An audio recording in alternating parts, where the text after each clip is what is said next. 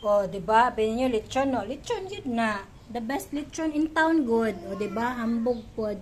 Okay ra mang hinambog. Basta na, paminaw ko niya itong lechon, no? Lami kayang lechon kay putok, kaayog yun. Lami kay ni siya kaning kayang naani, o. Crispy kay gina siya. Crispy man gid siya tanan, pero mas ganahan ko kaning kayang naani, o. Or siya kanang frito. Swerte kayo nag-order ani kay bata jud kay ang belly. Lahi ra jud pag bata ang belly kay gwapa jud kayo. Yan.